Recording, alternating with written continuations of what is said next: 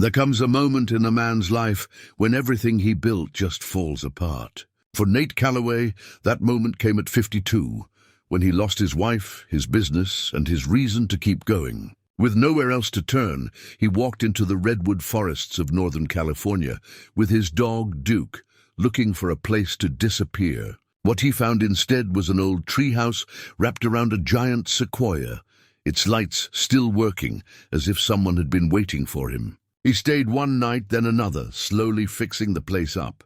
Then he found something hidden behind a wall, a journal, a key, and a secret worth $220 million. What would you do with that kind of money after losing everything? Before we continue, tell us where you're tuning in from, and if this story touches you, make sure you're subscribed, because tomorrow I've saved something extra special for you. The apartment in San Francisco had never felt emptier than it did that Tuesday morning in late September.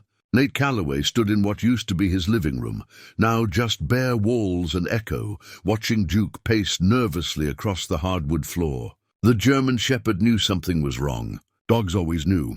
3 cardboard boxes sat by the door, everything Nate owned now, everything that mattered enough to keep. 28 years of marriage reduced to photographs he couldn't bear to look at, and books he'd probably never read again. The furniture had gone to Diane, the house had gone to Diane. The life they'd built together, brick by careful brick, had gone to Diane. His phone buzzed on the windowsill. Another message from his lawyer about documents that needed signing, deadlines that needed meeting, a future that needed dismantling with professional precision. Nate ignored it. He'd been ignoring a lot of things lately. Duke whined and pressed his nose against Nate's leg. The dog was 6 years old, still strong, still loyal in a way that made Nate's chest ache. At least Duke hadn't chosen sides. "We're leaving, boy," Nate said quietly, scratching behind the dog's ears. "Don't know where we're going, but we're leaving." He thought about his father then, as he often did in moments like these. Vincent Calloway had been a carpenter, a man who built things with his hands and taught his son that craftsmanship mattered, that doing something right was its own reward. "Build it to last," he'd say, running his weathered palm across a perfectly sanded board. "Build it so your grandchildren can use it." Nate had tried. God knows he'd tried.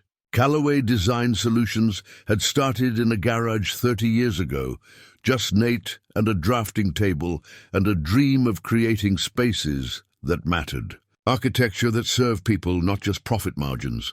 He'd grown it slowly, carefully, the way his father had taught him to build, one solid piece at a time. Then he'd trusted the wrong person. Roger Hendricks had come recommended by 3 colleagues. Impressive credentials, 10 years of experience in commercial development. Nate had needed help scaling up, taking on bigger projects. Roger had seemed perfect, enthusiastic, talented, trustworthy. The embezzlement had gone on for 2 years before Nate discovered it. 2 years of carefully diverted funds, forged signatures, phantom expenses. By the time the accountant caught it, Roger had taken nearly $3 million. The company was liable. Nate was liable. Everything he'd built for 3 decades collapsed in 6 months of legal battles and creditor claims. And then Diane left. Or maybe she'd been leaving long before that. Maybe the business collapse just gave her permission to stop pretending. Either way, she'd found comfort in Roger's arms, his business partner, his betrayer, his wife's new future. The irony would have been funny if it hadn't destroyed him. The divorce had been efficient and brutal. Their children, Iris, 26, and Kenny, 24, had been forced to choose sides. They'd chosen their mother, not out of malice, Nate told himself, just out of confusion and hurt and the basic human need to blame someone. He was convenient. He was there. He was the one who'd lost everything. Iris had cried when she told him, "Dad, I just need some space to figure this out." "It's not that I don't love you." Kenny hadn't cried. Kenny had just stopped returning calls. Nate picked up the last box and carried it to his truck, a 10-year-old Ford that had somehow survived the asset liquidation. Duke trotted behind him, tail low but present. The September morning was cool, fog still clinging to the city's edges, and Nate stood on the sidewalk, looking up at the building that had been his home for 15 years. He should feel something, he thought, sadness, anger, loss. but there was only a hollow numbness, like someone had reached inside his chest and removed something essential, leaving just the mechanics of breathing and walking and existing. His phone buzzed again. Vincent, his former best friend, not his father. They'd met in college, stayed close through marriages and children and career ups and downs. But when everything fell apart, when Nate needed someone most, Vincent's calls had become less frequent, then stopped entirely. People didn't know what to do with failure. It made them uncomfortable. Nate got in the truck. Duke jumped in beside him, settling on the passenger seat with the resigned patience of a creature who understood they were going somewhere, but not why. "North," Nate said aloud, as if saying it made it a plan. "We'll go north." He drove without really deciding to, following Highway 101 as it wound out of the city and into wine country. Rolling hills gave way to taller trees, and taller trees gave way to the ancient giants of the redwood coast. Nate stopped for gas in Garberville, bought a sandwich he didn't eat, and kept driving. Somewhere past the Humboldt Redwoods State Park, he saw an unmarked forest road branching off the highway. Not a proper road, really. Just 2 tire tracks disappearing into the trees. Something about it called to him. Or maybe he was just tired of the highway's steady direction, its insistence that he was going somewhere. He turned. The road, if it could be called that, was rough, requiring careful navigation around exposed roots and washed-out sections. Duke perked up, pressing his nose against the window, ears forward. They drove for 20 minutes, deeper into forest that felt untouched by time, where the sunlight turned green gold, filtering through the canopy. Then Duke barked. Nate stopped the truck. Through the windshield, barely visible in the late afternoon light, he saw it, a structure wrapped around an enormous sequoia, maybe 40 feet off the ground. A treehouse, but not the plywood fort of childhood imagination. This was architecture. Real walls, real windows, a wraparound deck, and impossibly incredibly, a soft golden light glowing in one of the windows. Nate sat frozen, hands on the steering wheel. This wasn't possible. They were miles from anywhere. There were no power lines, no other structures, no signs of human presence. And yet someone had built a treehouse that belonged in a design magazine, and somehow it still had electricity. Duke whined urgently, pawing at the door. "Okay," Nate whispered. "Okay, let's see." He got out slowly, every instinct telling him to leave, to not trespass, to not complicate his life further. But his architect's eye was already cataloguing details. The sturdy staircase spiraling up the trunk, the support beams integrated seamlessly with the tree's natural architecture, the precision of the joinery visible even from the ground. Someone had built this with love, with skill, with his father's kind of craftsmanship.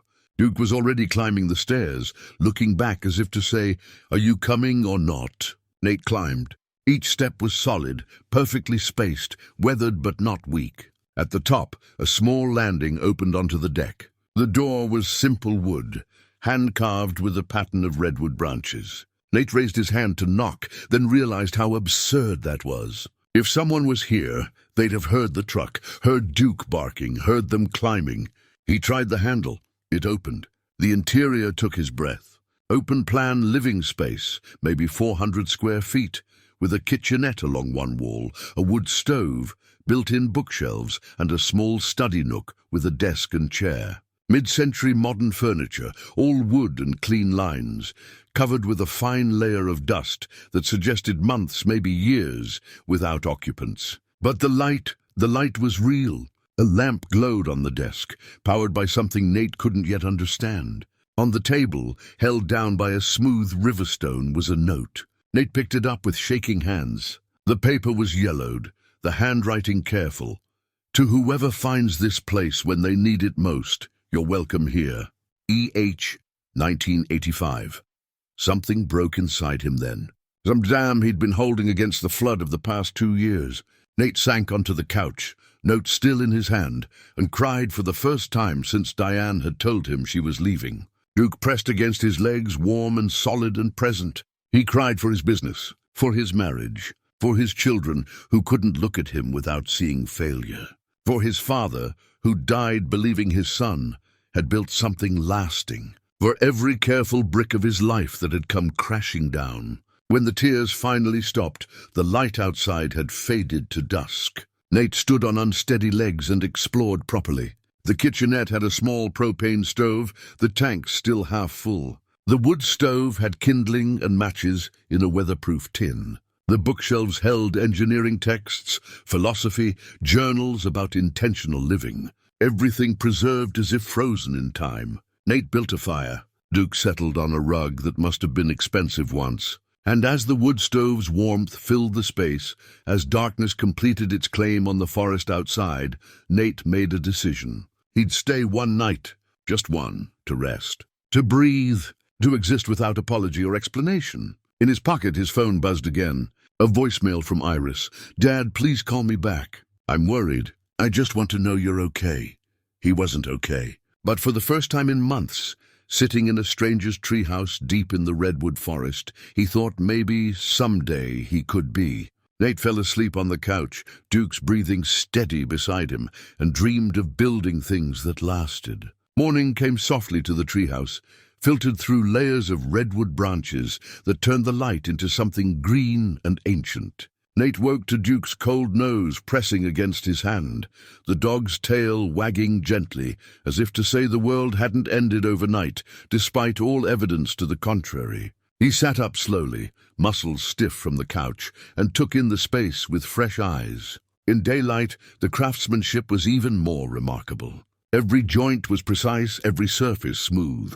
The wood glowed with the patina of age and care. Whoever E.H. was, they'd built this place with the kind of attention Nate's father would have appreciated. Duke scratched at the door, and Nate let him out onto the deck. The morning air was crisp, carrying the scent of earth and growing things. Below, the forest stretched in every direction, an ocean of green punctuated by the towering redwoods that made everything else seem temporary by comparison. Nate followed the dog down the stairs, his architect's curiosity fully awake now. In the chaos of arriving last night, he'd missed details. Now he saw them everywhere. The staircase wasn't just attached to the tree, it was integrated with it, working around the bark's contours, allowing for growth and movement. The support beams used the tree's natural strength rather than fighting it. But the real question was the electricity. He circled the massive sequoia slowly, looking up into the canopy. There, hidden among the branches some 30 feet up, barely visible, were solar panels. Not modern ones, but older technology, probably from the 1980s, based on their design. They'd been positioned to catch sunlight through gaps in the canopy, camouflaged so well that you'd never see them, unless you were looking. "Genius," Nate muttered. Duke had wandered further, nose to the ground, following some scent trail only he could detect. Nate tracked him to what had once been a garden, raised beds now overgrown with volunteer plants and weeds, but the structure still visible. Beyond that, a small shed, its door hanging loose on leather hinges that had finally given up after decades. Inside the shed, hand tools, all quality, all carefully maintained before being stored. A workbench, coils of rope, and in the corner, covered with a tarp, a small gas generator and several jerry cans of fuel that had long since evaporated. Backup power, Nate realized. For cloudy days when the solar panels couldn't keep up, E.H. had thought of everything. He explored further, Duke bounding ahead with renewed energy. The property was larger than he'd thought. Maybe 5 acres of forest floor, all of it showing signs of careful stewardship. Old trails, mostly overgrown now.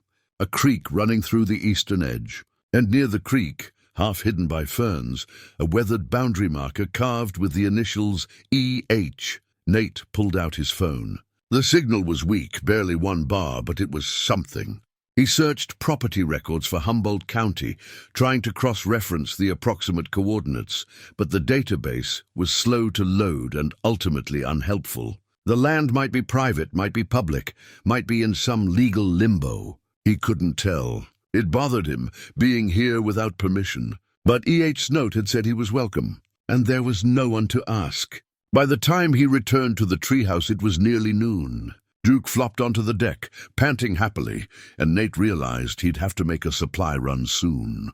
Food for both of them, water bottles, maybe some cleaning supplies, but not yet. He spent the afternoon cleaning the treehouse, the simple physical work a balm for his scattered thoughts. Dusting surfaces, sweeping floors, checking the wood stove's chimney for blockages. As he worked, he found himself settling into the space, learning its rhythms and quirks. The way the floor creaked near the study nook, the western window that caught the afternoon light perfectly, the built-in storage that revealed itself in unexpected places. His phone buzzed. A voicemail from Iris, her voice tight with worry. "Dad, it's been 2 days. Please, just text me so I know you're alive. Kenny's asking questions and I don't know what to tell him. I love you. Call me." Guilt twisted in his stomach, but he still couldn't bring himself to respond. What would he say? That he was squatting in a stranger's treehouse because he had nowhere else to go? That he'd driven north until the road ran out and hoped for some kind of sign that his life still meant something? Instead, he turned his attention to the study nook. The books on the shelf were fascinating. Advanced engineering texts from the 1970s and 80s. Philosophy works by people Nate had heard of but never read. Journals about sustainable living and intentional communities. He pulled down a volume on solar energy systems and found notes in the margins, equations and refinements in the same careful handwriting as the welcome note. Behind the books, he noticed a photograph frame lying face down. He turned it over. A man in his mid-40s stared back at him, lean and intense, with dark hair and the kind of eyes that suggested he was always calculating something. He stood in front of the treehouse, this treehouse, wearing clothes that screamed 1980s, high-waisted jeans, a plaid shirt, a digital watch that was probably cutting edge at the time. His expression was hard to read. Not quite smiling, but not unhappy either. Resolved, maybe. A man who'd made a choice and was living with it, presumably. Nate set the photo on the desk and leaned back in the chair. The man had built something remarkable here. A retreat from something, or a retreat towards something. Maybe both. As evening approached, Nate made a simple dinner from the supplies in his truck. Crackers, cheese that was starting to age, an apple. He shared pieces with Duke and watched the light fade through the windows. He should leave tomorrow, he thought. Make the supply run and keep driving. Find a cheap motel. Figure out his next move. Start the long process of rebuilding a life from nothing. But as he prepared for his second night in the treehouse, drawn by its strange comfort and the mystery of the man who'd built it, Nate found himself examining the study nook more carefully. The desk was beautifully made, with small drawers and cubbies for organization. He opened them one by one, finding old pens, paper clips, a ruler marked in both inches and centimeters. And then he noticed the wall behind the desk sounded different when he tapped it. Hollow. His heart rate picked up. He ran his fingers along the wood paneling, feeling for seams, for any indication of there. A slight gap, nearly invisible, outlining a rectangular section about 2 feet wide and 3 feet tall. Nate hesitated. He was already trespassing. Opening a hidden compartment felt like crossing another line entirely. But curiosity and the architect's need to understand a space's full design won out. He worked carefully, finding the small catches that held the false panel in place. It swung open on hidden hinges, revealing a shallow space between the walls. Inside, a leather-bound journal, its cover worn smooth with handling. A small metal lockbox, maybe 8 inches square, and a brass key on a thin chain, the kind that might open a door or a chest or something significant. Nate's hand shook as he lifted out the journal first. The pages were filled with entries, dates, numbers, symbols, abbreviated phrases that made no immediate sense. Some kind of code or shorthand. But the last page, written in plain English, made his breath catch. If you're reading this, I'm gone. The key opens what matters. Coordinates 40.7234 degrees N, 124.09, 12 degrees W, EH. The lockbox was locked, and the brass key didn't fit. Wrong size entirely. Nate sat on the floor, journal in his lap, key dangling from his fingers, and stared at the coordinates written in a dead man's hand. He could plug them into his phone right now. They were probably only miles away, maybe closer. This was bigger than shelter, bigger than a peaceful place to hide while his life sorted itself out. E.H. had left something, hidden something, and now Nate held the directions. Outside, night had fully claimed the forest. Duke slept peacefully on the rug. The lamp cast its soft glow over the study nook, and Nate Calloway, who'd come to the redwoods to disappear, realized he'd stumbled into someone else's carefully constructed mystery. He should walk away. Pack up tomorrow, leave the journal and key where he'd found them, let E.H.'s secret stay buried. But even as he thought it, he knew he wouldn't. For the first time in 2 years, something other than grief and failure filled his chest. Curiosity, purpose, the sense that maybe, just maybe, he'd been meant to find this place. Nate carefully returned the journal and key to the hidden compartment, leaving it open. Tomorrow he'd follow the coordinates. Tomorrow he'd see what E.H. had thought mattered enough to hide. Tonight, he'd sleep with the weight of someone else's secret pressing gently against his thoughts and dream of mysteries that might have answers. Morning found Nate at the study desk, the coded journal open before him and a mug of instant coffee cooling at his elbow. He'd made the supply run at dawn, a quick trip to the nearest town for basics, and returned with a sense of urgency that surprised him. The journal had occupied his thoughts all through the night, its cryptic entries promising something he couldn't yet name. The entries spanned from April 1982 to March 1985, each one a mix of dates, symbols, and abbreviated phrases that refused to yield meaning. The project Phase 3 complete. Foundation transfer, 47 mil confirmed. They know. Security measures enacted. Nate created a simple spreadsheet on his phone, cataloging symbols and their frequency, looking for patterns. It was slow work, made slower by the weak cell signal and his own rusty analytical skills. He'd been an architect, not a cryptographer. But something about the methodical process felt good, felt purposeful. Duke nosed his leg, reminding him that mysteries didn't excuse basic responsibilities. Nate took him outside, threw a stick a few times, and tried to approach the problem from another angle. The books on the shelf. Maybe they were part of the code. He spent an hour cross-referencing page numbers and symbols, and suddenly a pattern emerged. Some entries referenced specific books, small numbers that could correspond to pages. He grabbed a philosophy text, turned to page 47, and there, underlined faintly in pencil, was a single word. Foundation. His pulse quickened. He went back to the journal, found another entry with similar notation, checked another book. Another word, then another. By noon, he decoded his first complete entry. Foundation established. 47 emails transferred to secure accounts. They'll call it theft. They call it protecting what we built from those who'd weaponize it.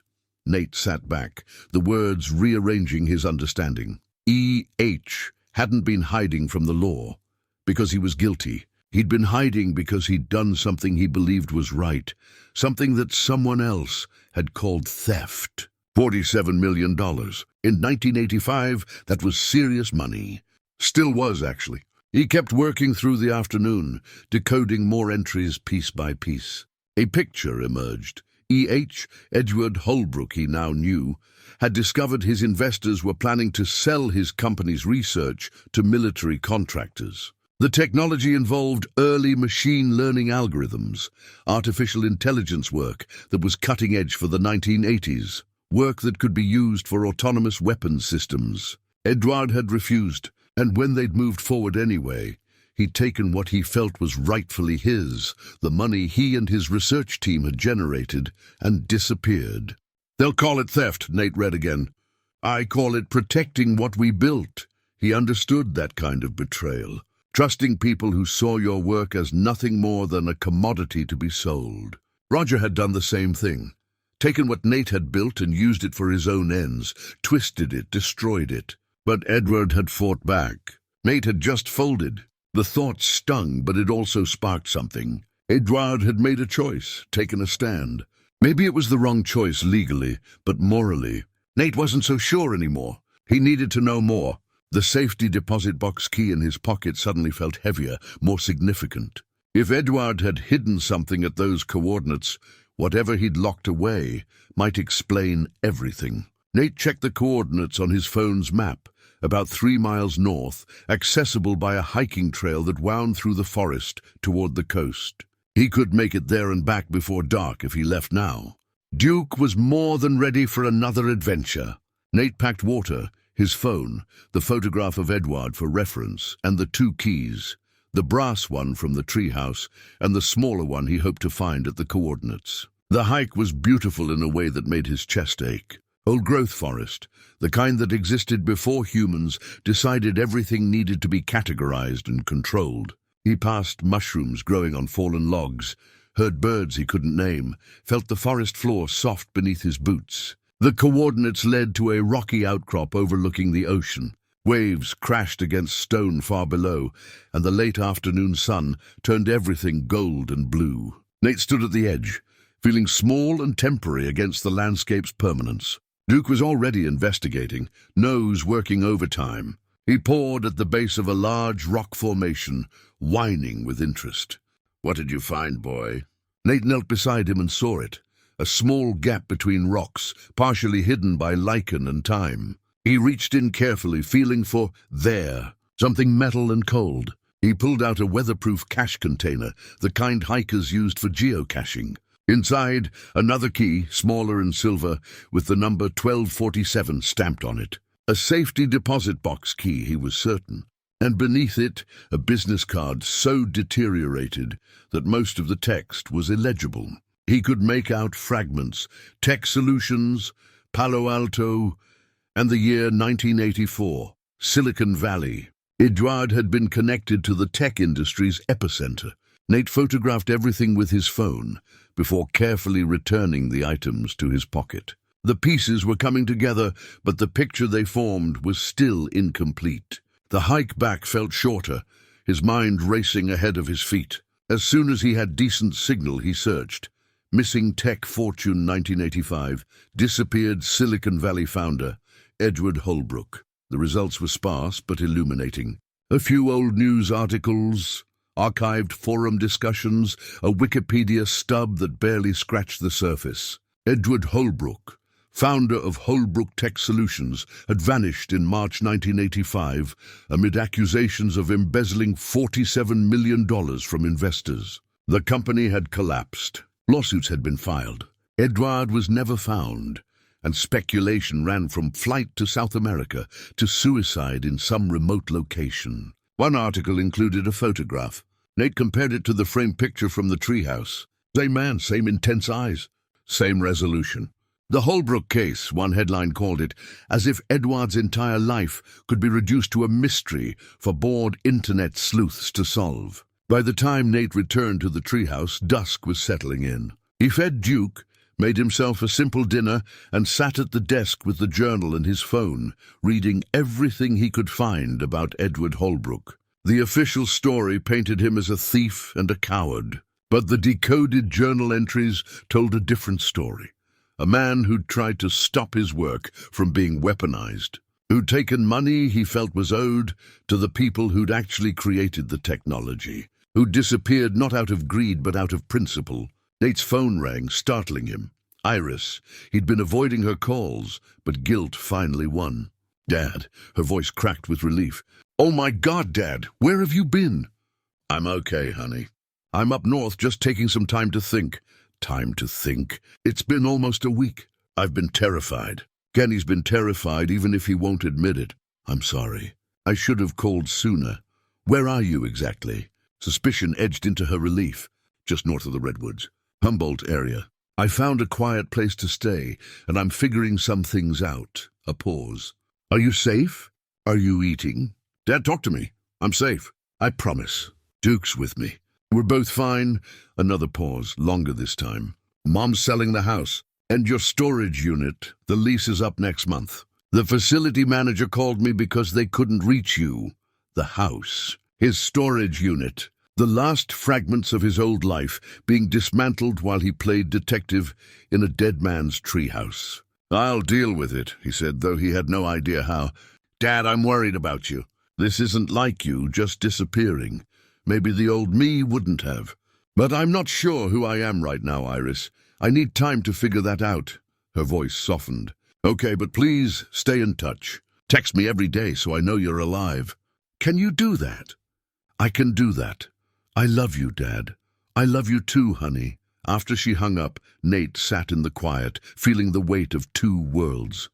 His daughter's worry, his son's anger, his ex-wife moving on. And here, in this treehouse, a mystery that had nothing to do with him, but somehow felt more real than anything in his actual life. He opened the journal again, studied the safety deposit box key. First, National Bank of Eureka. He'd seen it during his supply run this morning. An old building, solid and permanent, the kind of place that might still have a box from 1985. But he had no legal right to access it. He wasn't Edward's heir. He was just a man who'd stumbled into a dead man's sanctuary and gotten curious. His father's voice echoed in his memory. A man's character shows when nobody's watching. What did his character look like now? Trespassing, reading private journals, contemplating fraud to access a safety deposit box that wasn't his? Or was it curiosity? The basic human need to understand, to make sense of something, to give meaning to a stranger's sacrifice. Nate didn't know, but he knew he couldn't stop now. Tomorrow he'd go to the bank. He'd ask careful questions. He'd see if Box 1247 still existed. And if it did, he'd figure out what came next. He fell asleep at the desk, journal open. Duke's gentle snoring a counterpoint to the wind, moving through the redwoods outside. And in his dreams, he and Edward sat across from each other in the treehouse, two men who'd trusted the wrong people. And Edward asked him a single question: "What are you going to build from here?" A week had passed since Nate first climbed the treehouse stairs, and he'd settled into a rhythm that felt almost like living rather than just surviving. Morning coffee on the deck, watching mist rise from the forest floor. Hours spent decoding journal entries, each one adding depth to Edward Holbrook's story. Afternoons repairing small things around the treehouse, a loose board here, a sticking window there, the kind of maintenance work that kept his hands busy while his mind processed. Duke had transformed too. The anxious pacing had stopped. He slept deeply now, played with the enthusiasm of a younger dog, seemed to understand they'd found something worth staying for. Nate had made progress on the journal. The book cipher had unlocked dozens of entries, revealing Edward's moral struggle in painful detail. One entry from June 1984 particularly struck him. Met with investors today, showed them the peacetime applications, medical diagnostics, education tools, accessibility tech. They nodded politely, then asked about military contracts. "That's where the real money is, Edward," they said. As if money justifies everything. As if I built this to kill people more efficiently. Another from September 1984. "They're moving forward without my consent. Found purchase orders for defense contractors. My algorithms, my work, being sold to build autonomous targeting systems. I have to stop this, but how? I'm one man against a board of investors who see dollar signs where I see body counts." And finally, from February 1985, the money transfer is complete. 47 million distributed, 30 to the research team members who built this with me, 17 to secure accounts for future ethical use. They'll discover it tomorrow. They'll call the police. They'll call me a thief. But I couldn't let them profit from weaponizing what we created to help people. History will judge me. I can live with that. Nate understood Edward better now. Not a thief, a whistleblower. Not a coward. Someone who'd sacrificed everything for principle. The question was, where had that 17 million gone? 40 years of interest and growth could turn it into something substantial, something that might still exist, waiting in whatever box 1247 held. On the 8th morning, Nate drove to Eureka. He'd shaved, put on his cleanest shirt, rehearsed his approach. The First National Bank of Eureka occupied a corner building that looked like it had been there since the gold rush, all brick and marble, and the kind of permanence that inspired trust. Inside, the air conditioning was aggressive, and a woman in her mid-60s looked up from the main desk with a professional smile. Her nameplate read Helen Crane. "Good morning. How can I help you?" Nate approached, trying to look more confident than he felt. This might be an unusual question, but I'm trying to locate information about a very old safety deposit box. I found a key, and I'm hoping to learn about its history." Helen's expression shifted to curiosity. "How old are we talking?" 1985. Her eyebrows rose. "That is old. May I see the key?"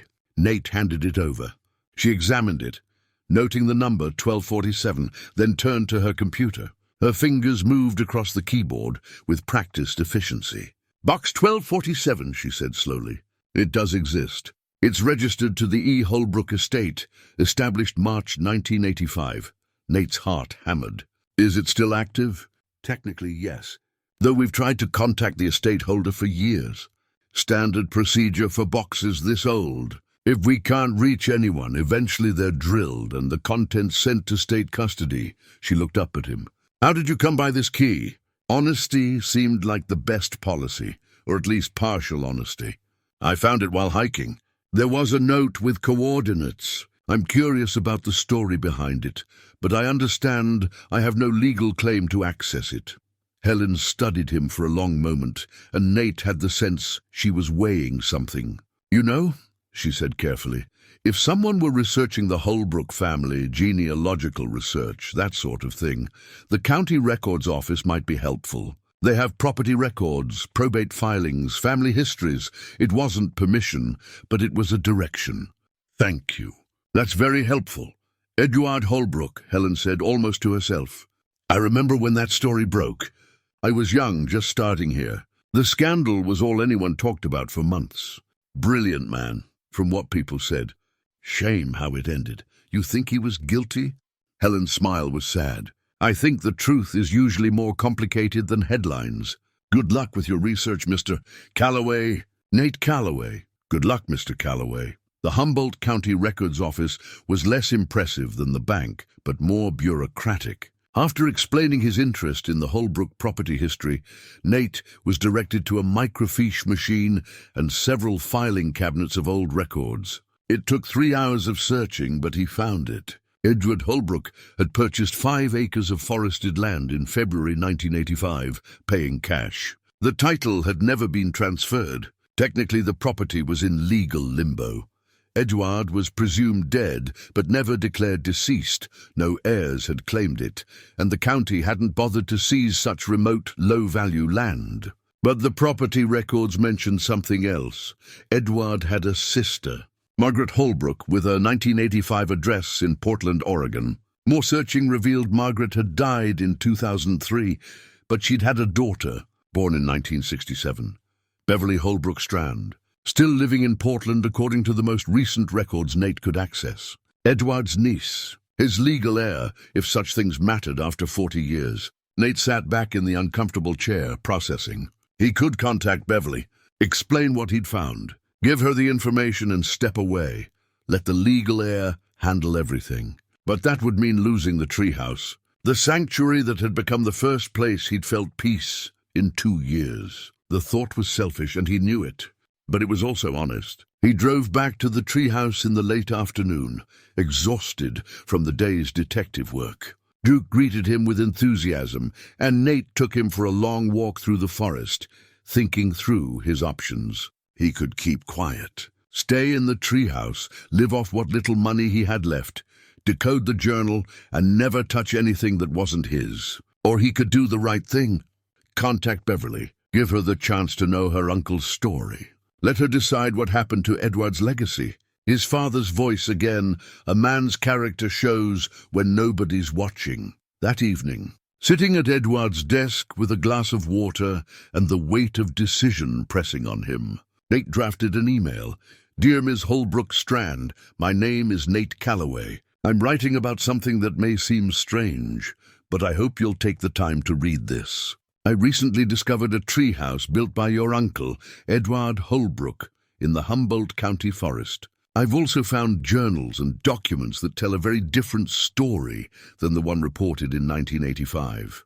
Your uncle wasn't a thief. He was trying to prevent his work from being weaponized. I have evidence that supports this, and I believe you have a right to know the truth about what happened to him.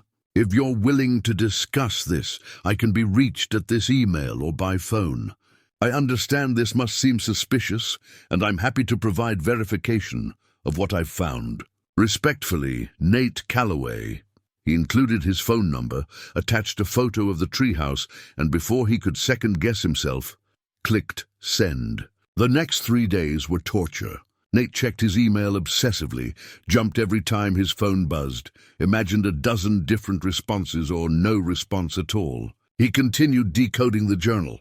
More entries revealed Edward's time in the treehouse, his attempts to continue his research ethically, his loneliness, his hope that someday someone would understand what he'd tried to do. On the 4th day, his phone rang. Unknown number, Portland area code. "Hello? Mr. Calloway?" A woman's voice, cautious but not hostile. "This is Beverly Strand. I got your email about my Uncle Edward." Nate's hand tightened on the phone. "Thank you for calling. I wasn't sure you would. I almost didn't. I've spent my whole life with people asking me about my uncle, usually to accuse or mock. But your email was different. You said you had evidence?" "I do. A journal, mostly coded, but I've been decoding it. It tells his side of the story. Why he did what he did." A long pause. "My mother died believing her brother was a criminal and a coward. She never forgave him for abandoning our family. If what you're saying is true, I think it is. But you should see for yourself. The treehouse, the journal, everything. You're his heir. You have more right to this than I do."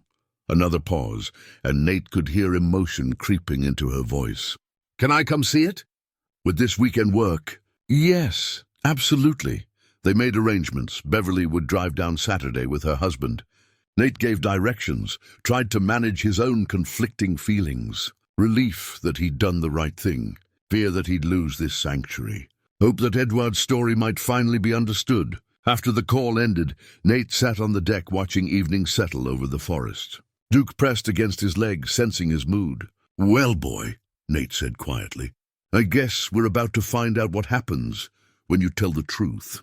The journal lay open on the desk inside, Edward's words waiting to vindicate a man who'd been dead for nearly 2 decades. And Nate, who'd come to the forest to hide from his failures, had somehow become the keeper of another man's redemption.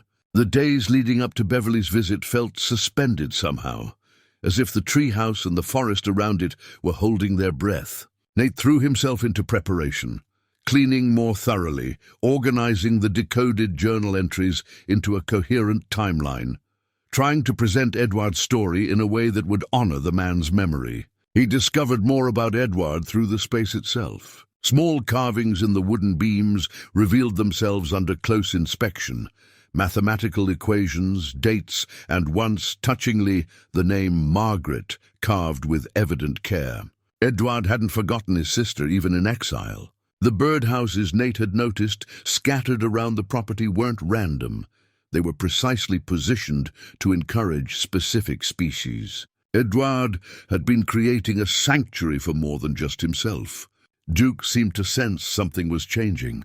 He stayed close, watching Nate with thoughtful brown eyes, occasionally pressing his head against Nate's leg as if to say, "Whatever happens, I'm here." On Thursday evening, Nate's phone rang. "Iris. Dad, I need to ask you something, and I need you to be honest." Her tone made his stomach clench. "Okay, where exactly are you?" "Kenny and I have been talking, and we want to come visit. This weekend, if possible. We need to see that you're actually okay. The timing couldn't be worse. Honey, this weekend isn't great. I've something I need to—" "Dad," her voice cracked. "Please, we're worried." Kenny finally admitted he's been having nightmares about you. He won't say it, but he's scared you're going to do something desperate. "We need to see you." The words hit like a physical blow. His children thought he might hurt himself. And why wouldn't they? He disappeared without explanation, avoided their calls, abandoned everything familiar. "I'm not going to hurt myself," he said firmly. "I promise you, Iris, I'm okay. Better than okay, actually. But this weekend, I'm meeting someone important. Someone connected to where I'm staying. Connected how?"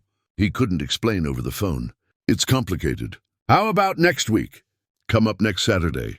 I'll meet you in Eureka. We can have lunch and I'll explain everything." A pause. "You swear you're safe? You swear this isn't—" "I swear. On your grandfather's memory, I swear." "Okay." She exhaled shakily. Next Saturday. But Dad, if you don't show up, I'm calling the police. I'll show up. After the call, Nate sat with the weight of what his disappearance had done to his children. He'd been so focused on his own pain that he'd failed to consider theirs. They'd lost their father before, to the business collapse, to the divorce, to his depression, and now they thought they might lose him permanently. He texted them both. I love you. I'm safe. I'm sorry I scared you. Next Saturday I'll explain everything. Kenny's response came an hour later. Okay. It was something. Saturday morning arrived with fog so thick the forest seemed to exist in its own pocket universe. Nate made coffee, fed Duke, and tried to calm his nerves. He'd arranged the decoded journal entries on the desk, organized by theme. Edward's moral struggle, the evidence of investor manipulation, the careful distribution of funds, the decision to disappear. Beverly and her husband arrived just before noon, their sedan carefully navigating the rough forest road. Nate watched from the deck as they parked and got out. Beverly was in her late 50s, with kind eyes and graying hair pulled back in a practical braid. Her husband, Gordon, was tall and lean, with the careful posture of someone who'd spent years in professional settings. Beverly looked up at the treehouse and stopped walking. Her hand went to her mouth. Oh, she breathed. Oh my God, Nate descended the stairs. Mrs. Strand? I'm Nate. She barely glanced at him, her eyes fixed on the structure above. He built this. Edward built this. He did. It's remarkable craftsmanship. Gordon extended his hand. Gordon Strand. Thank you for contacting us.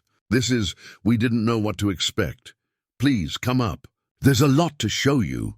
The climb up the stairs seemed to affect Beverly emotionally. She touched the railing, the treads, running her fingers over the wood, as if trying to feel her uncle's hands in the work. When they reached the deck, she stopped again, looking out at the forest view. He loved the redwoods, she said softly. When I was little, before everything happened, he used to take me hiking. He'd say the trees made him remember what mattered. Inside the treehouse, Beverly moved slowly, taking in every detail. She touched the furniture, examined the books, studied the wood stove. Gordon stayed close, supportive but letting her process. It's beautiful, Beverly whispered. It's so beautiful. Nate showed them the hidden compartment, the journal, the decoded entries he'd organized. Beverly sat at the desk and began reading, tears streaming down her face as she absorbed her uncle's words. My mother, she started, then stopped. My mother died believing he'd abandoned us, that he'd stolen money and run away like a coward. She carried that shame her whole life. Gordon put a hand on her shoulder. Maybe now we can correct that. They spent hours going through everything. Nate explained his own discovery of the treehouse, his decision to decode the journal, his research into Edward's story. He showed them the property records, the evidence of the safety deposit box, the coordinates where he'd found the second key. Gordon, who turned out to be an attorney, asked careful questions. The statute of limitations on the embezzlement charge would have expired decades ago. And if what these journals show is true, that Edward was preventing illegal weapons sales, he might have had legal protection as a whistleblower. Would have, Beverly said bitterly. But he never got to defend himself. He just disappeared. Because he was protecting you, Nate said gently. There's an entry from his last week before leaving. He talks about his sister and her daughter, you. He says the investors threatened to involve family members in the investigation to make your lives difficult. He disappeared to protect you from that. Beverly found the entry and read it aloud, her voice breaking. Margaret will hate me for this. Beverly will grow up hearing terrible things about her uncle. But they'll be safe. The investors won't have any leverage to use against my family if I'm gone. That's what matters. That's what I can give them. Safety, even if it costs me everything else. The room was quiet except for Beverly's quiet crying. Gordon held her and Nate looked away, giving them privacy. Finally, Beverly wiped her eyes and looked at Nate. Why did you contact me? You could have kept this to yourself. Kept the treehouse. No one would have known. Your uncle left a note welcoming whoever needed this place. He was generous in his exile. The least I could do was honor that by telling you the truth about him. Gordon spoke up. The safety deposit box. As Edward's closest living relative, Beverly has legal standing to access it. We should do that soon. Beverly nodded, still looking around the treehouse. "He kept us close," she said, pointing to the carved names in the beam. "Even when he couldn't be with us, he kept us close." They found more evidence of that throughout the afternoon, a small photo album hidden in a drawer, containing pictures of Beverly as a child, Margaret at various family gatherings, holidays Edward had missed but documented through photographs someone must have sent him. "He saved these," Beverly said, flipping through the album. "All these years, alone out here, and he saved these." As evening approached, they shared a simple meal on the deck. Beverly asked Nate about his own story, and he found himself being honest in a way he hadn't been with anyone, about the business failure, the divorce, the sense of having lost himself completely. "That's why you understand," Beverly said. "You know what it's like to have everything collapse." "I suppose I do." "What Edward built here," she gestured at the treehouse, the forest, "it's not just a hiding place. It's a testament to what you can create when you refuse to let bitterness win." Gordon cleared his throat. "We should discuss next steps. The bank, obviously. But also, Beverly, you need to think about what you want to do with this property. As Edward's heir, it's yours." Beverly looked at Nate. "What do you want?" The question caught him off guard. "It's not my place to—" "Please, tell me honestly." Nate took a breath. "I want this place to keep being what Edward made it. A sanctuary. I've found something here I didn't know I was looking for.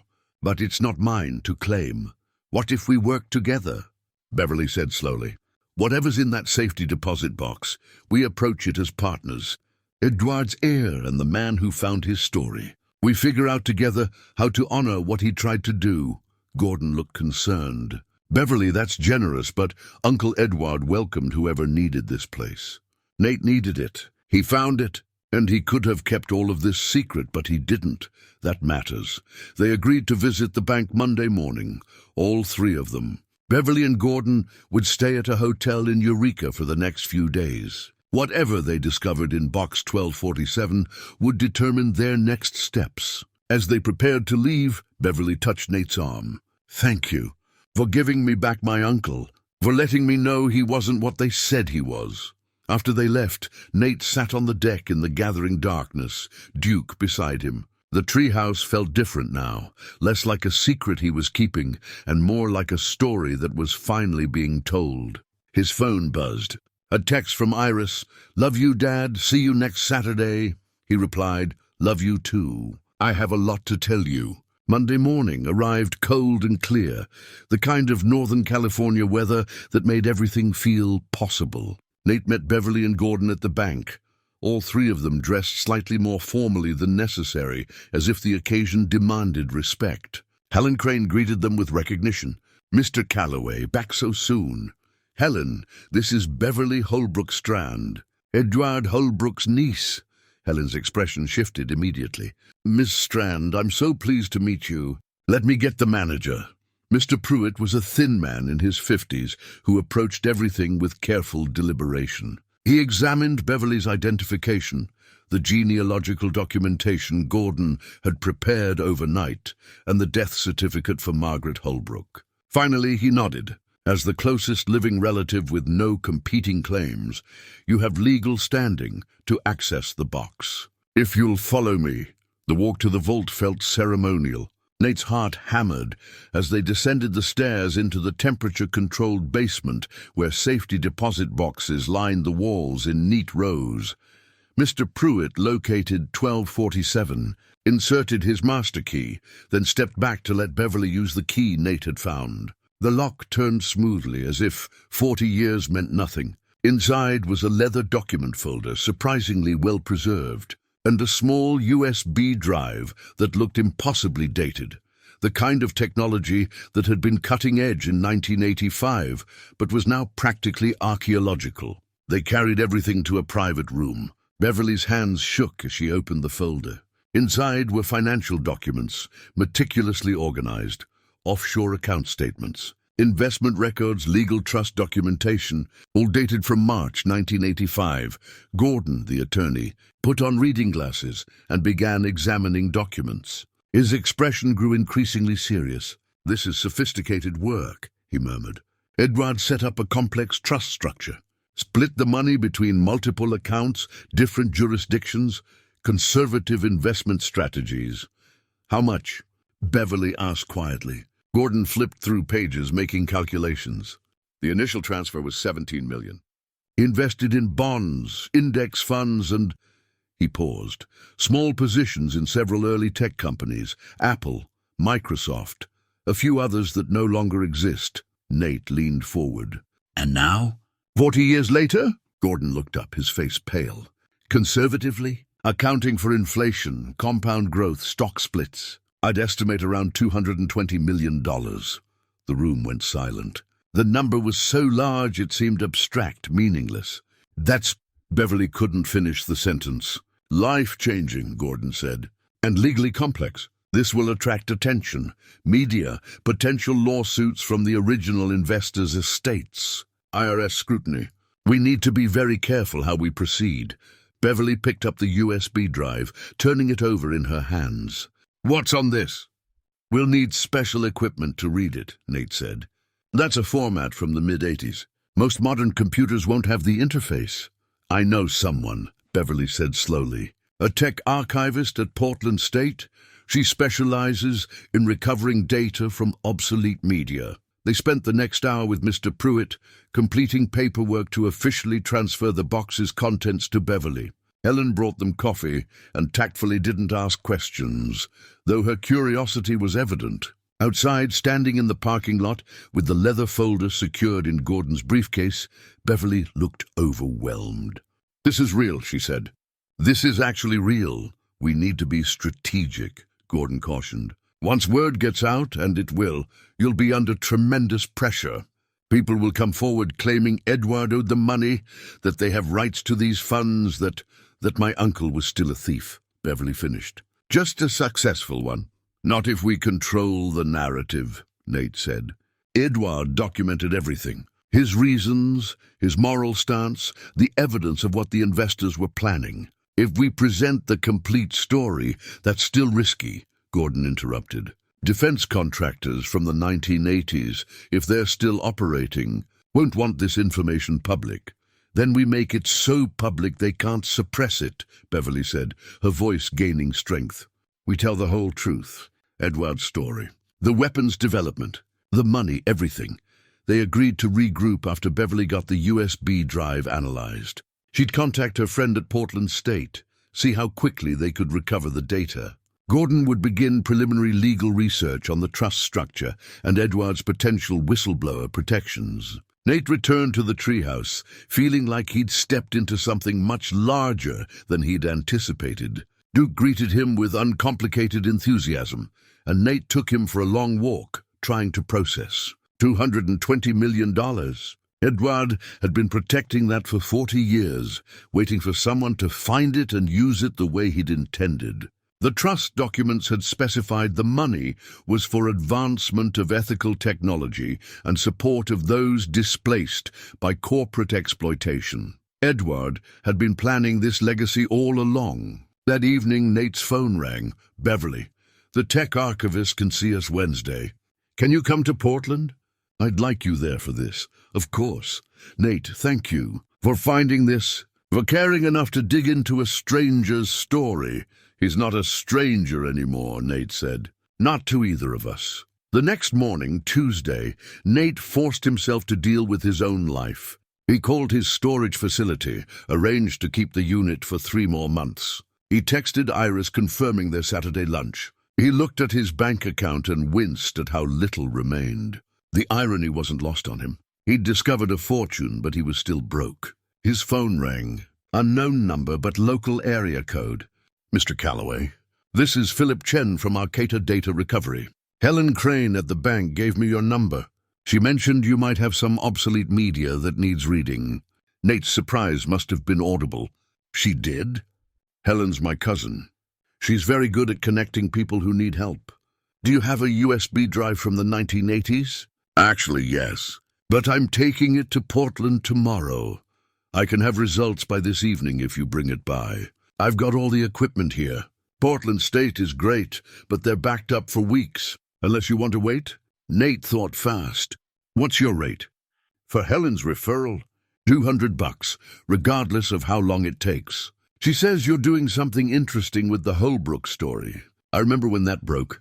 I was just a kid, but my dad worked in tech. He always said there was more to it than the news reported. Give me your address. I'll be there in an hour. He called Beverly, explained the situation. She agreed immediately. The faster they knew what was on the drive, the better. Philip's shop in Arcata was exactly what Nate expected. Cluttered, technical, with the slight smell of electronic equipment and coffee. Philip himself was in his 50s, Chinese-American, with the patient demeanor of someone who spent his days coaxing secrets from reluctant machines. This is a verbatim data life from 1985, Philip said, examining the drive. Good quality for its time. If it was stored properly, the data should be intact. How long will it take? Give me 3 hours. There's a coffee shop down the street. I'll call when I've got something. Nate spent those 3 hours in an agony of anticipation. He tried to read, gave up. Tried to work on decoding the last few journal entries. Couldn't concentrate. Finally walked Duke around downtown Arcata, both of them restless. Philip called at 4:30. You need to come see this. And bring your friend from Portland. This is significant.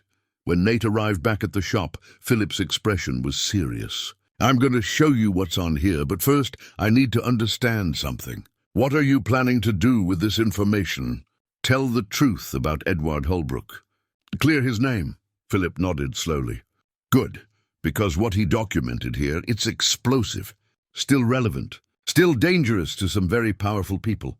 He turned his monitor so Nate could see. 3 folders, clearly labeled, research documentation, investor evidence, and current applications. The research documentation is Edward's original AI work. It's brilliant even by today's standards. Frameworks for ethical machine learning, accountability structures, bias detection, concepts we're still struggling with now. And the investor evidence? Recorded meetings, internal memos, purchase orders. Proof that Edward's investors were actively planning to sell his research to military contractors for autonomous weapons development. Names, dates, specific contracts. Nate felt his stomach drop. That's conspiracy to violate arms export regulations, probably. Maybe more, depending on what the lawyers find. But here's the really interesting part. Philip opened the 3rd folder. Edward tracked what happened after he left. He had someone feeding him information. An insider at one of the investor companies. The files showed years of documentation. The investors had continued Edward's work, developed it further, sold it to defense contractors, made billions over the decades. These companies still exist, Philip said quietly, under different names, through mergers and acquisitions, but they're still operating, still government contractors. And if this evidence shows they built their fortune on stolen research and illegal weapons sales, it could destroy them, Nate finished, or at least damage them seriously. Congressional investigations, lawsuits, criminal charges if prosecutors want to pursue it. Philip leaned back. Mr. Calloway, this isn't just about clearing Edward Holbrook's name. This is about exposing systematic corruption that's still happening. Nate called Beverly immediately, explained what Philip had found. Her silence on the other end spoke volumes. Finally, we need to think carefully about this. Gordon needs to see these files. We need lawyers. Real protection. Agreed. But Beverly, Edward was right. About everything. And the world needs to know. I know. Her voice was firm now. We're going to tell his story, all of it. Whatever it costs. That night, back at the treehouse with copies of the files secured in multiple locations, Nate sat on the deck and realized he'd crossed a line. He wasn't just decoding a mystery anymore. He was holding evidence that could topple companies, expose corruption, change lives. Edward had carried this burden alone for 2 decades. Now Nate, Beverly, and Gordon shared it. His phone buzzed. A text from an unknown number. We know what you found. Walk away or face consequences. Nate's blood ran cold. He called Beverly, then Gordon. By midnight, they'd had an emergency video conference and made a decision. They'd accelerate the timeline, go public within the week. Once the information was out, they'd be safer. Harming them would only prove the story's validity. We're doing this, Beverly said, her face determined on the screen. For Edward, For everyone his investors hurt? For the truth? Nate looked at Duke, sleeping peacefully, unaware his human had just committed to a fight that could have serious consequences. But as he lay in bed that night, Nate felt something he hadn't experienced in 2 years: purpose. Clear, undeniable purpose. Edouard had built this sanctuary and hidden this evidence, trusting someone would eventually be brave enough to use it. Nate intended to prove that trust wasn't misplaced. The threatening text changed everything. What had felt like an academic exercise in historical truth became immediately dangerously real. Nate forwarded the message to Gordon, who had it traced within hours. The IP address originated from Stratford Dynamics, a major defense contractor with billions in government contracts and a legal department that could crush individuals without breaking a sweat. "They're watching us," Gordon said during their emergency call. "Which means they're worried. Which means the evidence is even more damaging than we thought." Beverly's voice was tight with fear, but also resolve. "Do we pause? Get better protection? And if we pause, they'll use the time to prepare their defense," Gordon argued. "File injunctions, discredit us preemptively, maybe worse. Our best protection is speed and publicity." They made the call. Go public in 72 hours instead of the week they'd planned. Nate spent the next morning coordinating with Philip, who agreed to prepare a technical analysis of Edouard's research for publication. Beverly worked from Portland on foundation paperwork and media outreach. Gordon assembled a legal team and filed preliminary whistleblower protections. And then Nate called his daughter. "Dad, is everything okay?" "Iris, I need to tell you something. There's a situation developing and I want you to hear it from me first." He explained everything: the treehouse, Edouard, the evidence, the threat. He expected her to be alarmed, to beg him to walk away. Instead, after a long silence, she said something that surprised him. "You found something worth fighting for. It's going to get messy. There might be media attention, maybe legal complications. Dad, I'm a lawyer. I know how to handle pressure. The question is, do you believe this is right?" "I do." "Then I'm with you. So is Kenny, whether he admits it yet or not." After the call, Nate felt simultaneously lighter and more burdened. His children stood with him, which meant they'd also face whatever consequences came. That afternoon, an unfamiliar car appeared on the forest road. Nate watched from the deck as a woman in her early 70s climbed out, moving with the careful energy of someone who'd been sitting too long. She looked up at the treehouse, shading her eyes against the afternoon sun. "Nate Calloway?" she called. "My name is Geneva Cross. I need to talk to you about Edouard." Duke growled softly, but something in Nate's gut told him this was different from the corporate threat. He descended the stairs. Geneva had sharp blue eyes and silver hair cut efficiently short. She wore practical hiking clothes and carried herself with academic authority. "How did you find me?" "Helen Crane is my cousin." She mentioned Beverly's visit to the bank. "I've been waiting 40 years for someone to find Edouard's treehouse." She paused. "I worked with him. I was part of his research team." Nate's breath caught. "You're one of the people he sent money to?" "Anonymously, yes. $200,000 appeared in my account in March 1985 with a note that said only, 'For the work we did. Use it well. It changed my life.' I got my PhD, became an ethics professor, spent my career teaching responsible innovation. Why are you here now?" Geneva's expression grew intense. "Because Helen mentioned you found something. And if you found what I think you found, you need to know the whole story. Edouard didn't just disappear with evidence. He continued his work." She climbed to the treehouse at Nate's invitation, and her reaction to seeing the interior was visceral. She touched surfaces Edouard had touched, examined the books, stood in the study nook with tears streaming down her face. "He lived here," she whispered. "He made a life here. You cared about him. I loved him." The admission was simple, painful. Never told him. He was so focused on the work, on the ethics of what we were building. And then everything fell apart. Nate showed her the decoded journal entries, the documents from the safety deposit box, the files from the USB drive. Geneva read with growing excitement. "This is exactly what I hoped existed. Edouard's ethical frameworks. They're 40 years ahead of where we are now. algorithmic bias, autonomous decision-making, accountability structures. We're still struggling with concepts he'd solved. There's more, Nate said. Evidence about the investors, about weapons development. I know about that. I was there. Geneva's voice hardened. They wanted to turn our research into killing machines. Edward tried to stop them legally, but they had the board votes. So he did the only thing he could. He took the resources and ran. Did you know where he went? No, I assumed he was dead, honestly. Maybe suicide. Maybe hiding somewhere he could never be found. I hoped he'd found peace. She looked around the treehouse. He built this. He found something. Geneva stayed through the evening, sharing memories of Edward, his brilliance, his kindness, his absolute unwillingness to compromise on ethics, even when it cost him everything. She described the research team's devastation when he disappeared, the way the investors spun the narrative, how everyone who'd worked with Edward was painted as either complicit or naive.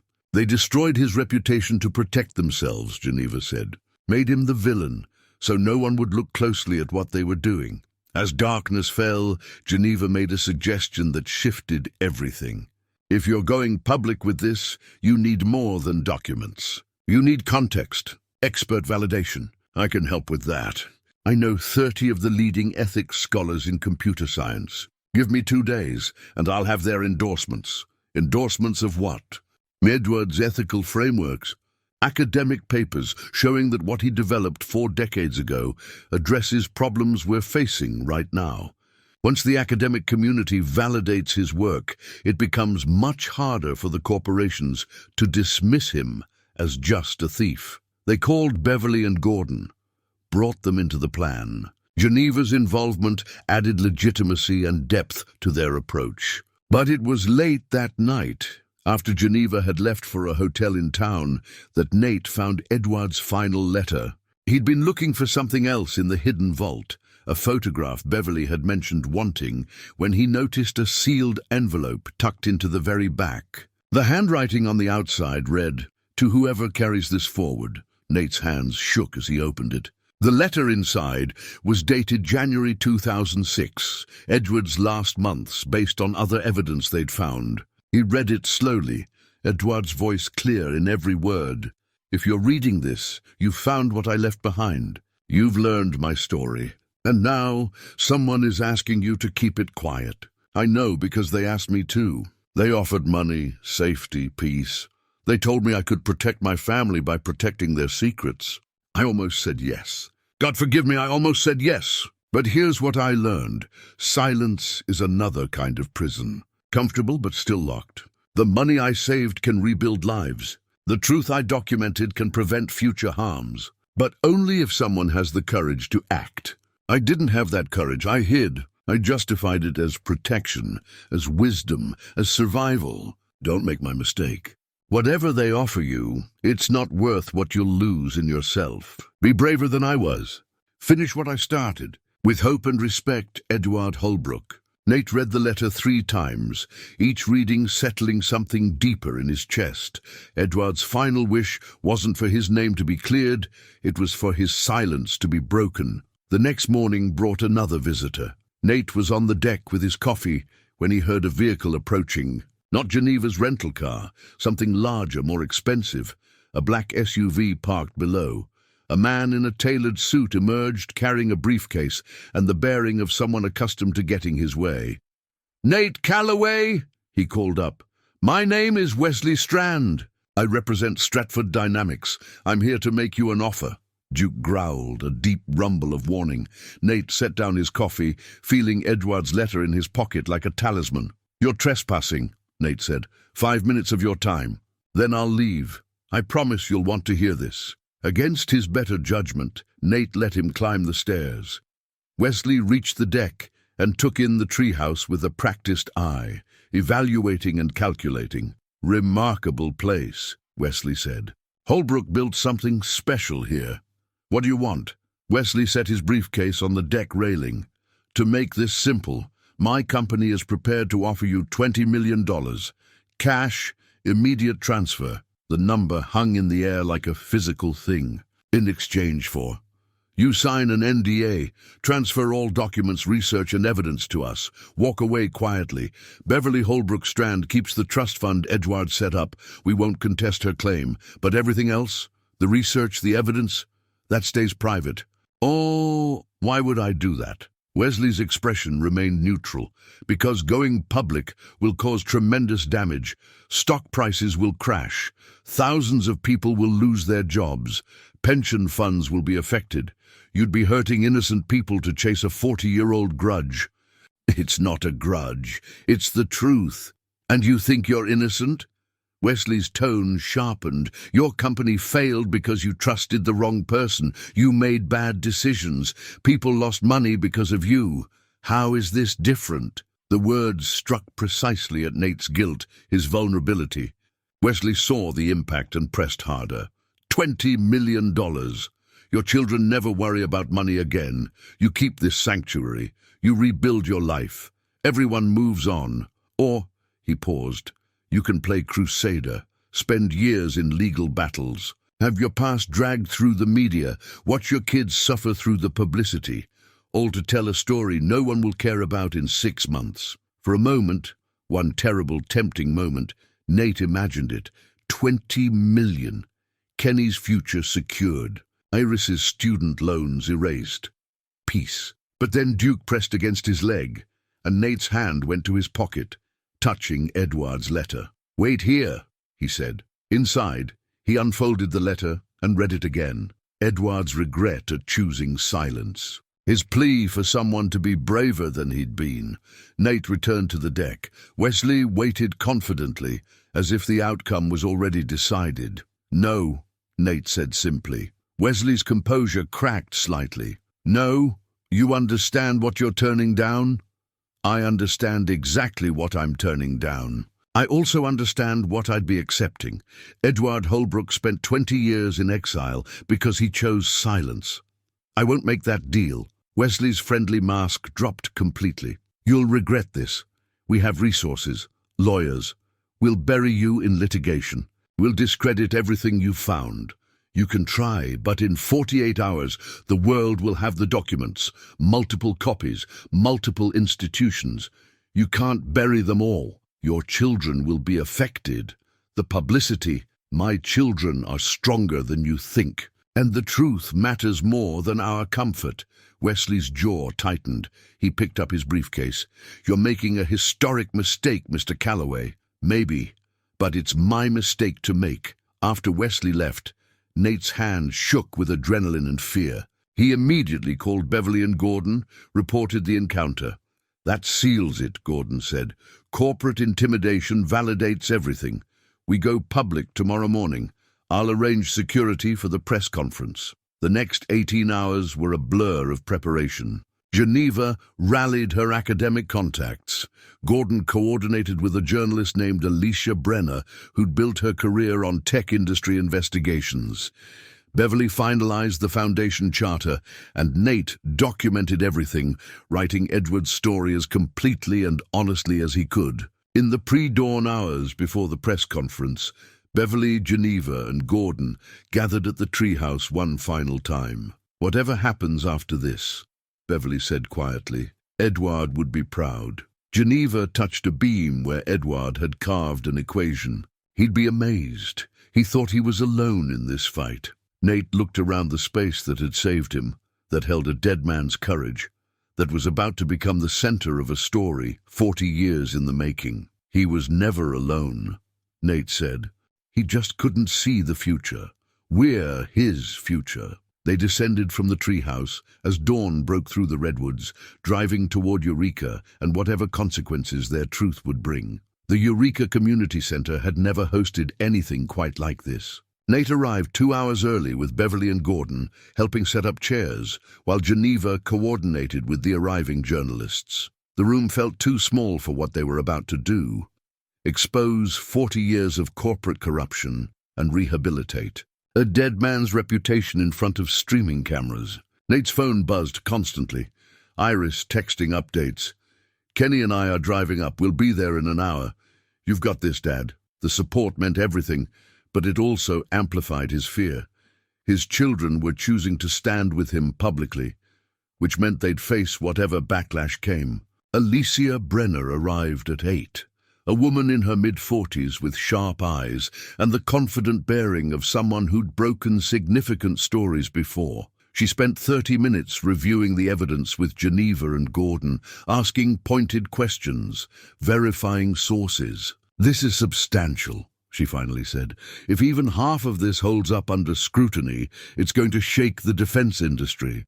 You understand that Stratford Dynamics will come after all of you?" "We understand," Beverly said firmly. "And you're prepared for that?" Nate thought of Edward's letter, still in his pocket. "We're prepared." By 9:30, the room was filling. Local reporters, tech journalists who'd made the drive from San Francisco, a few curious locals who'd heard rumors. Nate spotted Iris and Kenny slipping in through the back door. Iris gave him a subtle thumbs up. Kenny's expression was harder to read, but he was there. That mattered. At 10 o'clock they began. Beverly spoke first, introducing herself as Edward Holbrook's niece and explaining the discovery of the treehouse. Her voice was steady, but Nate could see her hands trembling slightly as she held her notes. "My uncle was called a thief and a coward. He was neither. He was a man who refused to let his life's work be used to kill people. What we're sharing today is the complete story, his story, told in his own words and supported by extensive documentation." Geneva went next, presenting the academic findings. She'd assembled endorsements from 30 leading computer science and ethics scholars, all validating Edward's frameworks as groundbreaking and relevant. Edward Holbrook predicted problems we're struggling with today, Geneva said, her voice carrying the weight of academic authority. Algorithmic bias, autonomous decision-making in weapons systems, corporate accountability for technology deployment. He developed solutions 40 years ago that we desperately need now. Gordon handled the legal presentation, carefully outlining the evidence of investor misconduct without making claims that couldn't be defended in court. He displayed copies of internal memos, purchase orders, recorded meeting transcripts, all proving the investors had planned to weaponize Edward's research. "The statute of limitations has expired on most criminal charges," Gordon explained. "But the evidence shows a pattern of corporate malfeasance that continued for decades. Companies built on this foundation are still operating today, still holding government contracts, still profiting from technology they obtained through questionable means." Then it was Nate's turn. He stood at the podium looking out at the assembled press and told the simplest version of the truth. "3 months ago, I lost everything. My business, my marriage, my sense of purpose. I drove into the redwood forest with my dog, looking for a place to disappear. Instead, I found Edward Holbrook's treehouse, a sanctuary he'd built for whoever needed it most." He described finding the journal, decoding it, discovering the hidden evidence. He read portions of Edward's entries, letting the man speak for himself across 4 decades. Edward Holbrook made a choice between profit and principle. He lost his career, his reputation, his family connections. He lived in isolation for 20 years, but he never compromised on what he believed was right. Nate pulled out Edward's final letter and read it aloud, his voice breaking slightly at the end. The room was utterly silent. This foundation we're announcing today, the Edward Holbrook Foundation for Ethical Innovation, honors his vision.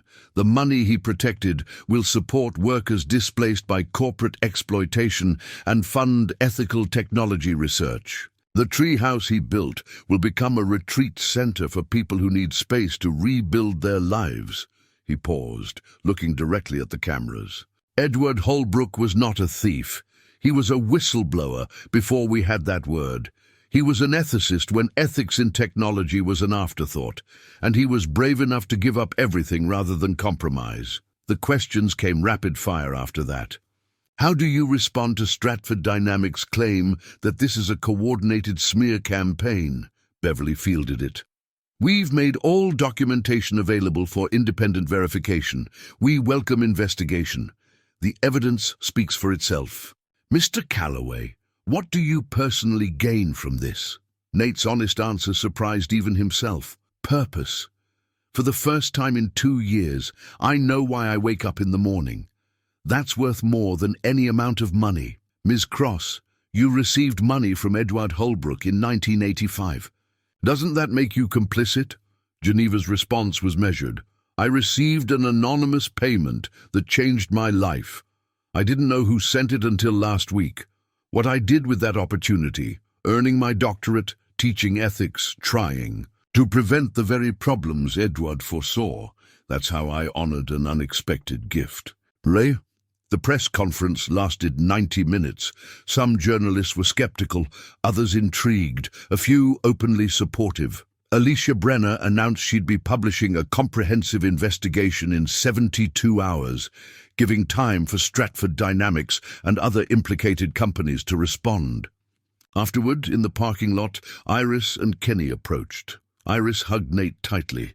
"That was incredible, Dad. I'm so proud of you." Kenny was more reserved, but he extended his hand and Nate shook it, feeling the first crack in his son's armor. "You found something worth fighting for," Kenny said quietly, echoing his sister's earlier words. "I can respect that. It wasn't forgiveness. Not completely.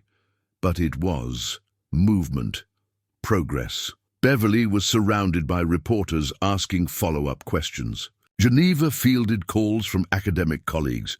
Gordon coordinated with their legal team about expected responses from Stratford Dynamics. Nate found himself standing alone for a moment, watching it all unfold, when his phone rang. Unknown number. "Mr. Calloway, this is Patricia Vance from the San Francisco Chronicle. I'm writing a profile piece on you, the man who found Edward Holbrook. I'd like to interview you tomorrow if possible." 3 more similar calls followed. The story was spreading faster than any of them had anticipated. By evening, Nate was back at the treehouse, exhausted but wired. Duke seemed to sense his energy, staying close and alert. The forest felt like a sanctuary again after the chaos of the day, but Nate knew the sanctuary was about to be invaded by a tension he'd never wanted. Beverly called. "Have you seen the initial coverage?" "Some of it. It's mostly positive. A few outlets are waiting for Stratford's response, but the academic endorsements are giving us credibility.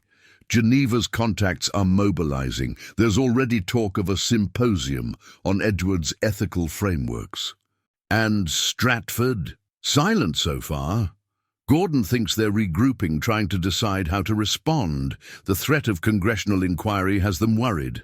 After the call, Nate walked the property with Duke, checking the trails he'd maintained, the garden he'd started rehabilitating. In 3 months, this place had become home, in a way nowhere else ever had.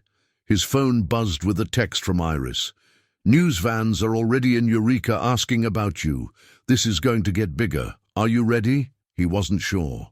But ready or not, they'd set something in motion that couldn't be stopped now. That night, sitting on the deck under stars visible through gaps in the redwood canopy, Nate thought about Edward. The man had lived here alone for 2 decades, carrying the weight of his choices, hoping someone would eventually understand. "I understand," Nate said quietly to the darkness, "and I won't let them bury your story again." Inside, he began writing a more detailed account, not for journalists or lawyers, but for history. Edward's complete story, from the research team's idealism through the investor's betrayal to the final years of isolation and continued work. He wrote through the night, Duke sleeping at his feet, the treehouse warm and quiet around them. By dawn, he'd produced 15,000 words, raw and unpolished, but honest. He saved it with the title, The Treehouse, Edward Holbrook's Choice. As morning light filtered through the trees, Nate heard vehicles approaching. More journalists, probably, maybe protesters sent by Stratford, maybe just curious locals wanting to see the famous treehouse. Whatever came next, he was ready. Edward had prepared this sanctuary for someone who needed it, and that someone had been Nate. Now it was Nate's turn to protect what Edward had built, to ensure his sacrifice meant something.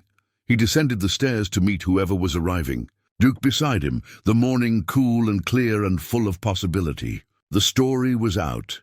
Edward's truth was public, and Nate Calloway, who'd driven into these woods 3 months ago with nothing but a dog and despair, had found something worth defending. The vehicles turned out to be news crews, 3 of them, arriving before 7 in the morning with cameras and questions, and the aggressive energy of people chasing a story that was gaining momentum.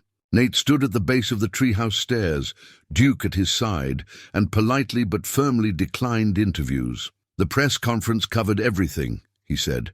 "I have nothing to add right now. They filmed the treehouse anyway, got footage of the forest, interviewed each other about the significance of the story." Nate retreated inside and closed the curtains, feeling Edward's isolation in a new way. The attention was suffocating. His phone exploded with notifications. The story had gone national overnight. Tech pioneer's hidden legacy revealed. Whistleblower. Or thief. New evidence reopens 40-year-old case. Defense contractor faces questions over weapons development ethics. Stratford Dynamics released a statement by noon. "We categorically deny any wrongdoing. Edward Holbrook was a talented engineer who made unfortunate choices. These recent allegations are a transparent attempt to damage our reputation and will be addressed through appropriate legal channels." Gordon called immediately. "They're going to sue. Defamation, probably. Maybe try to freeze the trust funds. We expected this. How bad will it get? Expensive, prolonged. But we have truth on our side, and that matters in court. Eventually." Beverly sounded less confident when she called an hour later. "Nate, I'm getting calls from people I haven't spoken to in decades. Cousins, family friends. Everyone's suddenly interested in Edward's story now that there's money involved. Some of them are claiming Edward promised them things, that they deserve part of the trust. Can they actually claim anything? Gordon says no legally, but morally, I don't know. Some of these people suffered because of what happened, lost investments, damaged reputations by association. I feel like I owe them something." Edward's letter specified the money was for ethical technology and displaced workers. "Trust that. I'm trying." The afternoon brought an unexpected visitor. Nate heard a single vehicle approaching and looked out to see a modest sedan. Not a news crew. A woman in her late 20s emerged, looking nervous and determined in equal measure. Nate met her at the stairs. "Can I help you?" "Mr. Calloway, I'm Bryn Foster. I'm a software engineer at Stratford Dynamics, or I was until yesterday when I resigned." Nate's attention sharpened. "Why?" "Because I've been seeing the same problems Edward Holbrook documented 40 years ago. Algorithms with built-in bias, autonomous systems making targeting decisions without adequate oversight. And when I raised concerns, I was told to keep quiet or find another job." She held up a flash drive. "I have documentation, recent documentation, and I want to go public with it." Nate brought her up to the treehouse. She explained that she'd been working on facial recognition systems for law enforcement. Technology that was demonstrably less accurate for people of color, but was being deployed anyway because the contracts were lucrative. "When I saw your press conference yesterday, I realized Edward fought the same battle I'm fighting, and he lost because he fought alone. I don't want to be alone. This will cost you," Nate warned. "Your career, maybe your safety. These companies play hardball." "I know, but I've been reading about Edward all night. He gave up everything. The least I can do is risk my career." They called Beverly and Gordon, brought them into the conversation. Geneva joined by video call and immediately connected with Bryn over the technical details. By evening, they had a plan. Bryn would go public in 48 hours, timed with Alicia Brenner's comprehensive investigation. The modern whistleblower and the vindicated historical figure, their stories intertwined. "This is bigger than Edward now," Geneva said. "This is about systemic change." That night, Nate received a text from Kenny. "Can I come up tomorrow? Just me. We need to talk." He replied immediately, "Yes, anytime." Kenny arrived mid-morning, driving the same truck he'd had since college. He climbed the stairs slowly, and Nate could see his son taking in the treehouse with an engineer's eye. "You did the deck repairs?" Kenny asked, examining the joints. "I did." "Good work. Grandpa would approve." It was the first time Kenny had mentioned Nate's father without bitterness, the first acknowledgement of their shared legacy. They sat on the deck, coffee between them, and Kenny said the thing Nate had been both hoping for and dreading. "I was angry because I thought you gave up. After the business failed, after Mom left, you just seemed to stop fighting. I couldn't understand that. I did give up," Nate admitted, "for a while, but you didn't stay that way. You found this place. You found Edward's story, and you chose to fight for something, even knowing it would cost you." Kenny looked at him directly. "That takes courage. I couldn't see it before. I'm sorry I scared you. Both you and Iris. I should have stayed in touch. Maybe you needed to be lost for a while to find something worth being found for." Kenny managed a small smile. "That's really cheesy, but you know what I mean." They talked for hours. About the business failure, about Roger's betrayal, about the divorce. Nate didn't make excuses, but he explained his thinking, his pain, his process. And Kenny listened in a way he hadn't been able to before. "Mom's getting married next month," Kenny said eventually. To Roger, the information should have hurt, but Nate found he felt only a distant curiosity. "Are you going?" "Yeah, Iris too. It's weird, but we're trying to be supportive." He paused. "She asked about you. Wanted to know if you're okay. What did you tell her?" "That you're fighting for something. That you seem more like yourself than you have in years." Kenny stood, walked to the railing. "I'm proud of you, Dad. This thing you're doing with Edward's story, with the foundation, it matters." After Kenny left, promising to return for the next phase of announcements, Nate sat with the weight of reconciliation. His son saw him again. Not as a failure, not as a victim, but as someone choosing to stand for something. That evening, an email arrived from an address Nate didn't recognize. The subject line read, "From a friend of Edward's." He opened it cautiously. "Mr. Calloway, I worked with Edward in 1984. I was the one who sent him information after he disappeared, helped him track what the investors did with his research. I'm in my 80s now, not in good health, but I want to testify. I have original documents, recordings, proof of everything. My name is Lawrence Pine. I'm ready to tell the truth." Nate forwarded the email to Gordon and Beverly, then called Lawrence directly. The old man's voice was thin but clear. "Edward saved my career by warning me to get out before the company collapsed. I owed him, so I fed him information for 15 years until the trail went cold. I always wondered if he was alive, if it mattered." "It mattered," Nate said. "It all mattered. Then let's finish what he started." As night settled over the treehouse, Nate realized they'd assembled an unstoppable coalition. Edward's heir, his former colleague who loved him, a current whistleblower, a historical witness, and Nate himself, the broken man who'd stumbled into a dead man's sanctuary and found redemption. Tomorrow, Wesley Strand was scheduled to arrive with Stratford's final offer. But Nate already knew his answer. Edward's letter was still in his pocket, and its message was clear: be braver than I was. Nate intended to honor that. Wesley Strand arrived at dusk, his expensive suit looking absurdly out of place among the redwoods. Nate watched him climb the stairs, briefcase in hand, expression carefully neutral.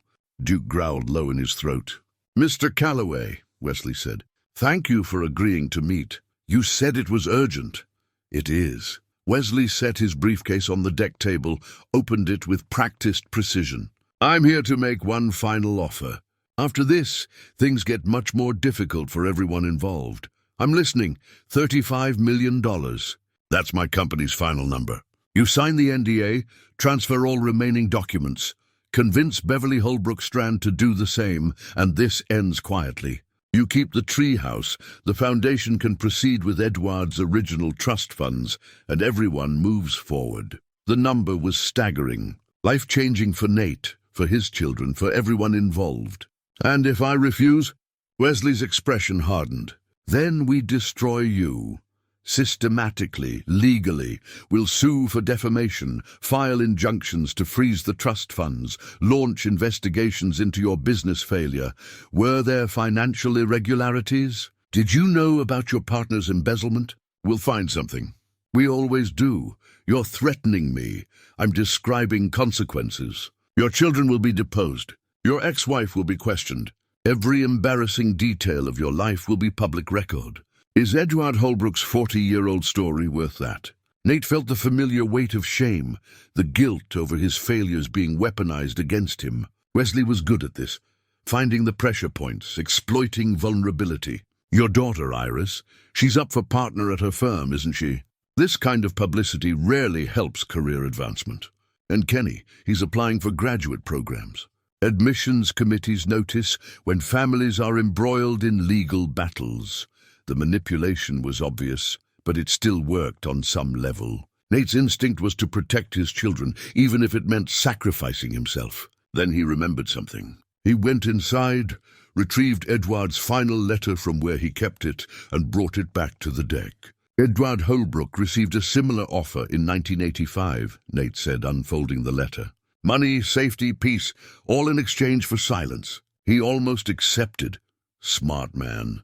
No, he regretted that hesitation for the rest of his life. Nate read aloud. Silence is another kind of prison. Comfortable but still locked. Wesley's jaw tightened. That's very poetic. But poetry doesn't pay legal fees or protect your family.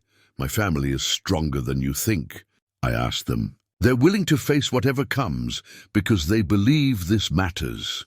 They don't understand what whatever comes actually means. Maybe not, but I do. I've already lost everything once. Lost my business, my marriage, my sense of self. You threatening to take things from me again.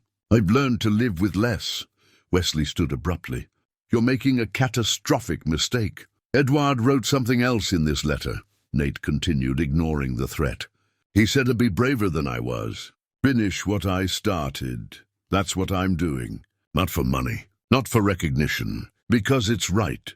Right doesn't win in court. Maybe not, but truth has a way of mattering eventually.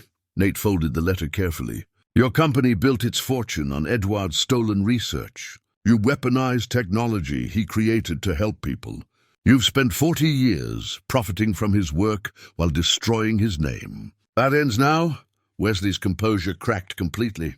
You self-righteous fool. We have resources you can't imagine. Legal teams, PR firms, political connections. We will obliterate you. Then you'll have to do it publicly. Because in 24 hours, Alicia Brenner publishes her investigation. Bryn Foster goes public with her whistleblower testimony. Lawrence Pine provides his historical evidence. And the Edward Holbrook Foundation officially launches with the backing of 30 academic institutions. Who's Bryn Foster? Your former employee. The one who resigned yesterday. The one with documentation of current ethical violations at Stratford Dynamics? Wesley's face went pale. You're coordinating multiple whistleblowers? Edward fought alone and lost. We're not making that mistake. Wesley grabbed his briefcase, moved toward the stairs, then turned back. This conversation is over. You'll hear from our attorneys. I look forward to it. After Wesley left, Nate's hands shook with adrenaline. He called Beverly, Gordon, and Geneva on a conference line, reported the encounter. He's scared, Gordon observed. Which means we've got them. Scared corporations make mistakes, or they get vicious, Beverly countered. Nate, are you sure about this? 35 million, I'm sure. Edward spent 20 years in exile protecting his principles. I can handle some legal pressure. Geneva's voice was warm. Edward would be so proud of you. The next 24 hours were a blur. Alicia Brenner's investigation went live at dawn. 15,000 words of meticulously documented evidence. Interviews with former employees. Analysis of Stratford's government contracts. And a devastating comparison between Edward's ethical frameworks and the company's actual practices. By noon, 2 congressional representatives had called for hearings. The SEC announced a preliminary investigation into Stratford's historical financial reporting. 3 more current Stratford employees contacted Bryn about joining her whistleblower complaint. Lawrence Pine's testimony, videotaped because of his poor health, provided the historical context that made everything else irrefutable. He described Edward's moral struggle, the investors' threats, the systematic cover-up that followed Edward's disappearance. "Edward Holbrook was the most ethical man I ever knew," Lawrence said on camera, his voice thin but certain. "He gave up everything rather than compromise. We owed him better than what he got." The media coverage exploded. Not just tech publications now, but mainstream outlets. Edward's story became a lens for examining corporate ethics, whistleblower protections, and the long-term consequences of prioritizing profit over principle. Nate stayed at the treehouse, declining most interview requests, letting Beverly and Geneva serve as primary spokespeople. But he gave one interview to a small local paper that had covered the story from the beginning. "What did you learn from Edward Holbrook?" the reporter asked. Nate thought carefully. "That you can lose everything and still have something worth protecting. That courage isn't about being fearless, it's about being afraid and doing the right thing anyway. And that sanctuary isn't just a place, it's a choice to be better than your worst moments." That evening, sitting on the deck with Duke, Nate watched sunset turn the redwoods golden. His phone buzzed with a text from Iris. "Dad, you did it. Edward's story is everywhere. People are listening." Kenny sent a separate message. "Proud of you." Even Diane, his ex-wife, sent a brief note through Iris. "What you're doing matters. I'm glad you found your way." As darkness settled, Nate thought about Edward. The man had built this sanctuary expecting to die alone, unknown, his story buried with him. Instead, 40 years later, his name was being rehabilitated, his work celebrated, his principles vindicated. "We finished it," Nate said quietly to the night. "We finished what you started," the forest answered with wind through branches, eternal and patient. 3 weeks after the press conference, the world looked different. Stratford Dynamics CEO had resigned. Congressional hearings were scheduled for the fall. The Edward Holbrook Foundation had received its non-profit status and begun accepting applications for its first round of grants. And Nate Calloway stood at the Eureka Community Center again, this time for the Foundation's official launch event. Beverly took the podium first, her voice steady and proud. "The Edward Holbrook Foundation for Ethical Innovation exists because my uncle believed technology should serve humanity, not harm it. Our mission is twofold: support workers displaced by corporate exploitation, and fund research into ethical technology development." She announced the first grants, a retraining program for displaced auto workers, an ethical AI research fellowship at Stanford, and seed funding for a support network, helping whistleblowers navigate the legal and emotional aftermath of speaking truth to power. Geneva spoke next, describing the academic response. 15 universities have committed to teaching Edward's ethical frameworks. His work, once buried and forgotten, is now required reading in computer science ethics courses. We're planning an annual Edward Holbrook lecture series on technology and moral responsibility. When Nate's turn came, he kept it brief. Edward built a sanctuary for whoever needed it most. This foundation extends that sanctuary beyond one treehouse in the forest. It's a place, metaphorically speaking, where people who've lost their way can find support, resources, and community as they rebuild.